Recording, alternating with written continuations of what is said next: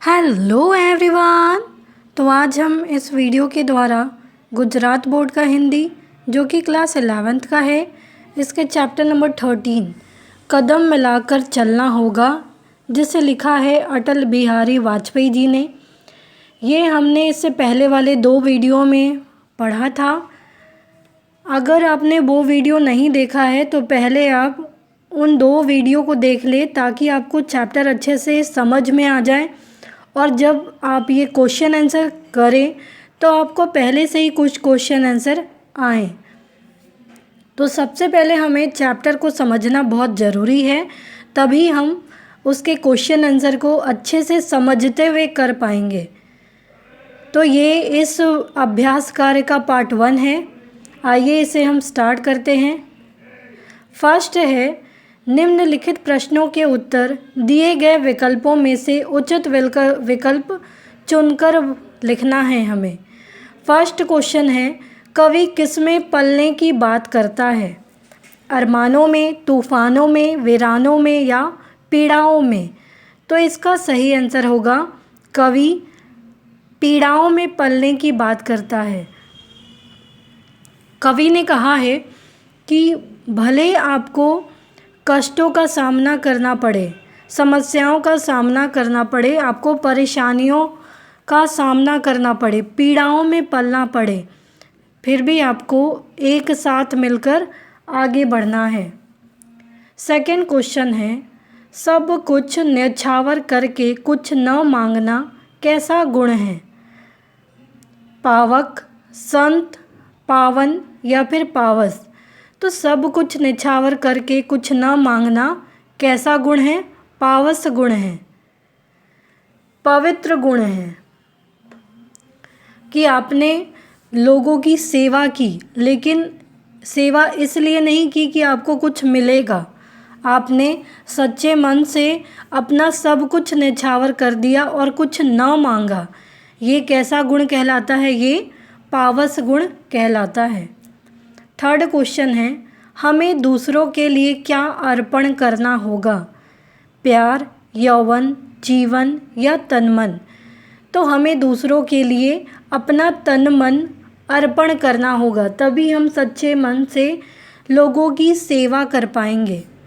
Fourth question है, कवि ने मनोरथों को कैसा मानने के लिए कहा है? तो कवि ने मनोरथों को, मन में उठने वाले, चाहे वो आपके सफलता हो चाहे वो असफलता हो, तो ऐसे सिचुएशन को, ऐसी स्थिति को कवि कैसा मानने के लिए कहते हैं? समान, असमान, उन्नत या निम्न? तो इसका सही आंसर होगा समान। क्यों?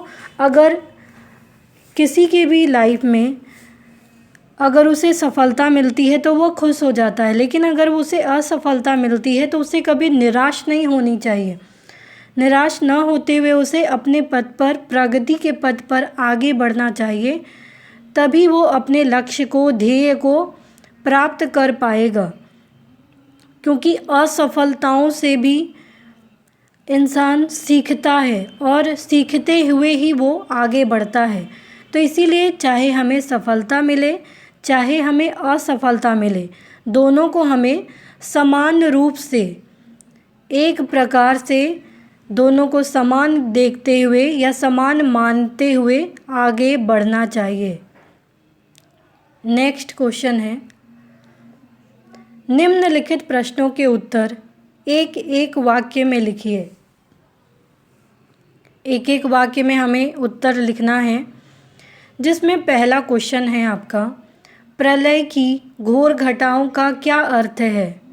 तो प्रलय की घोर घटाओं का अर्थ है ऐसा भयंकर वातावरण जिसमें आगे बढ़ना मुश्किल लगता हो।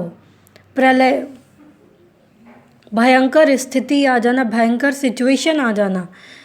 इसकी घोर घटाओं का अर्थ क्या होता है कि आपके सामने ऐसा एनवायरनमेंट हो जाना, ऐसा भयंकर वातावरण हो जाना जिस में आपको अपने लक्ष्य की ओर आगे बढ़ना मुश्किल हो जाए, आपको बहुत ज़्यादा कठिनाइयों का सामना करना पड़े। सेकंड क्वेश्चन हम देखेंगे, हमें पीड़ाओं से मुक्ति पाने के लिए क्या करना होगा? तो हमें पीड़ाओं से मुक्ति पाने के लिए हमें साहस और बहादुरी के साथ जीने के लिए तैयार होना पड़ेगा। हमें पीड़ाओं से मुक्ति पाने के लिए कष्ट हो, परेशानियों को झेलना पड़े, अपने मार्ग में बहुत सारी समस्याओं का सामना करना पड़े, तो इससे अगर हम मुक्ति पाना चाहते हैं, इससे हम छुटकारा पाना चाहते एक तरह से कहें, तो हमें इसका सामना करते हुए आगे बढ़ना होगा। ऐसा नहीं है कि आपको या आपके लाइफ में कभी कोई समस्या आए ही ना। हर किसी के लाइफ में कोई ना कोई समस्या आती है और उन समस्याओं से वो आगे बढ़ता है। उस समस्याओं के कारण वो बहुत कुछ सीखता है और अपने जीवन में और ज़्यादा वो मजबूत होता है। और इन समस्याओं का सामना हमें किस प्रकार से करना चाहिए, तो इन पीड़ाओं से मुक्ति पाने के लिए हमें साहस और बहादुरी के साथ जीने के लिए तैयार रहना पड़ेगा। चाहे कठिनाइयाँ कितनी भी बड़ी हों, प्रलय ही क्यों ना आ जाए, लेकिन हमेशा हमें साहस और बहादुरी, इन दो चीज़ों को कभी नहीं छोड़ना होगा।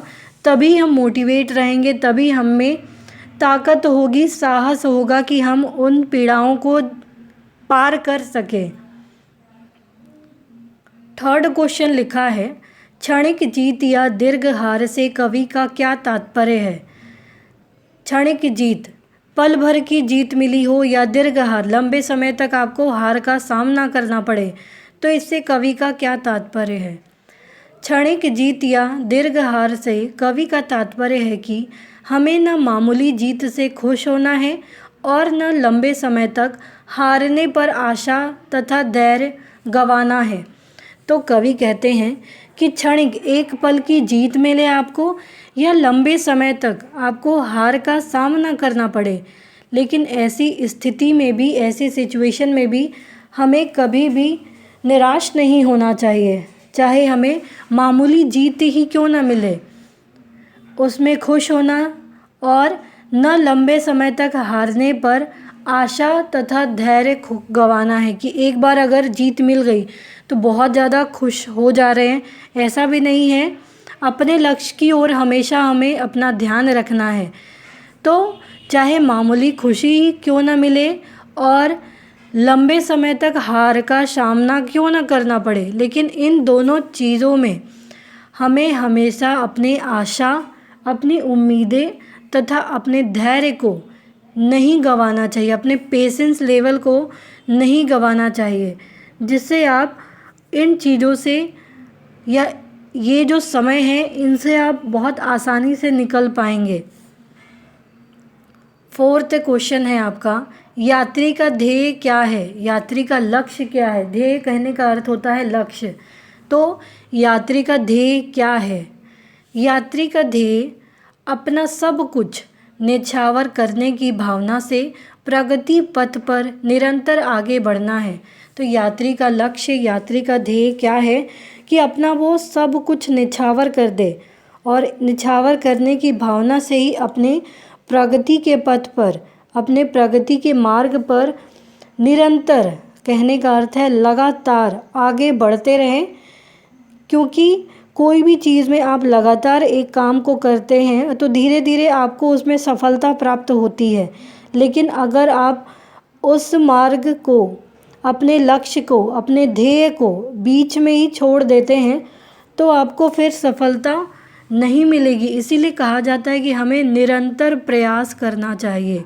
लगातार प्रयास करने से हम कठिन से कठिन चीज़ों को भी पार कर लेते हैं।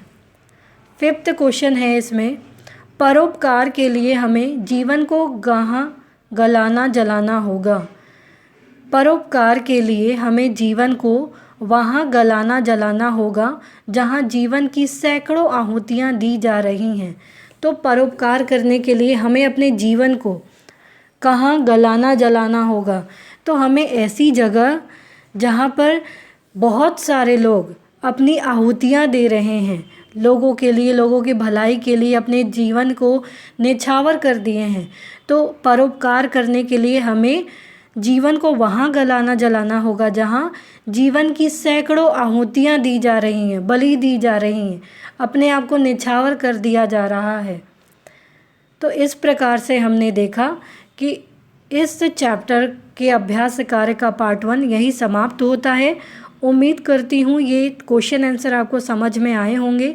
तो प्लीज़ आप इस वीडियो को ज़्यादा से ज़्यादा शेयर करें, लाइक करें, सब्सक्राइब करें, ताकि हम सब मोटिवेट होकर और ज़्यादा आपके लिए नए नए वीडियो ला सके। अगर आपको ये क्वेश्चन समझ में आया हो तो आप इसे लाइक करना, सब्सक्राइब करना ना भूलें। Thank you.